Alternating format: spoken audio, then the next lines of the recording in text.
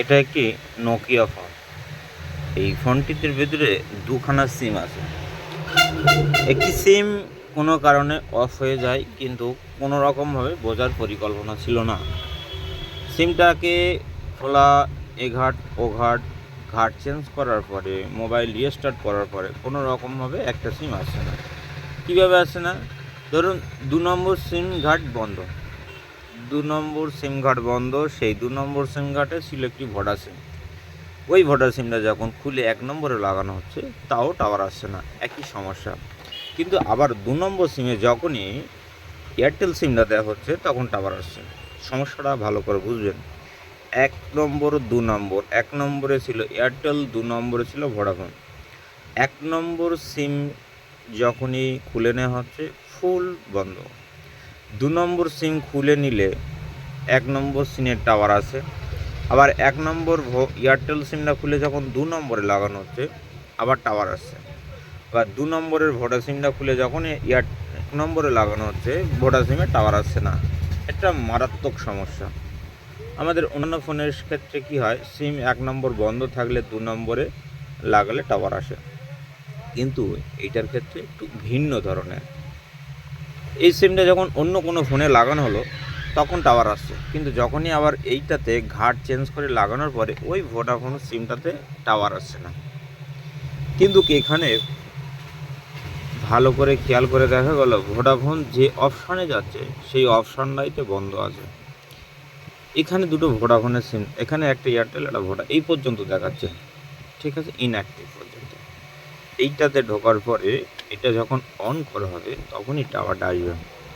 কিন্তু আমাদের অন্যান্য ফোনের ক্ষেত্রে কী হয়, ১ নম্বর সিম বন্ধ করে দেওয়ার পরে ওই সিমটা খুলে যদি ২ নম্বরে লাগানো হয়, সেক্ষেত্রে টাওয়ার আসে। কিন্তু এখানে একটু অন্য ধরনের সমস্যা। দেখুন, বন্ধ করে দিলাম, ভিআই বন্ধ। এটা কয়ে আছে? ২-এ আছে, ২ নম্বরে। একটু দেখাই।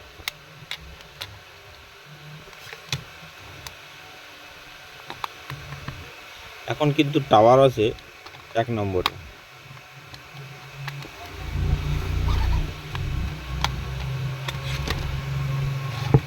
টাওয়ার এসেছে কিন্তু ১ নম্বরে।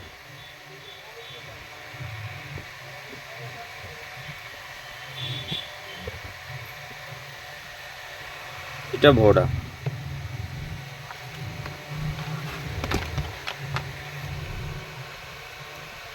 সবার আগে আমি এয়ারটেলটা খুলে দিই।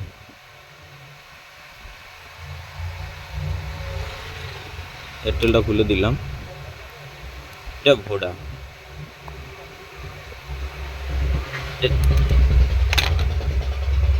এর মডেল হচ্ছে নোকিয়া TA1345। এটা দিলাম ২-এ, ১-এ দিলাম, ছিল ২-এ, দিয়ে এলাম ১-এ। আসার কথা টাওয়ার, কিন্তু টাওয়ার আসার কথা, টাওয়ার আসছে না, কিন্তু পুরো অফ, পুরোপুরি অফ। এবার দেখুন, এটা এয়ারটেল। এয়ারটেলটা আমি ১-এ ভরে দেব।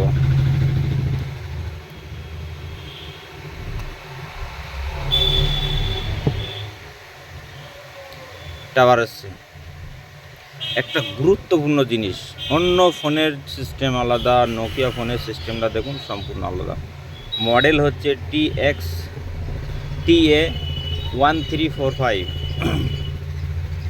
কিন্তু এই ধরনের সমস্যা খুব মারাত্মক, একটা যেন বিপজ্জনক টাইপের মনে হয়, মাথার মধ্যে কাজ করবে না। কেননা এটা বোঝা যাচ্ছে না যে ওখানে অফ আছে। হঠাৎ করে সিমটা অন্য ফোনে লাগালে টাওয়ার আসছে, কিন্তু সিম ঘুরিয়ে লাগালে টাওয়ার আসছে না। মনে হয় যেন সিম কার্ড খারাপ।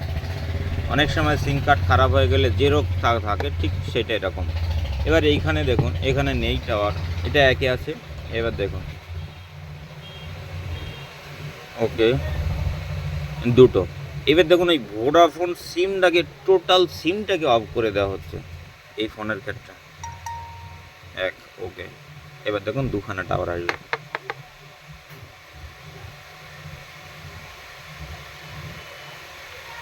এলো ভোল্টি, এলো, দেখতেই পাচ্ছেন। তো এই ধরনের সমস্যা যদি থেকে থাকে, ফোনটাকে একবার ভালো করে খেয়াল করবেন, তারপরে সিম চেঞ্জ করার চিন্তা ভাবনা করেন। থ্যাংক ইউ, ধন্যবাদ।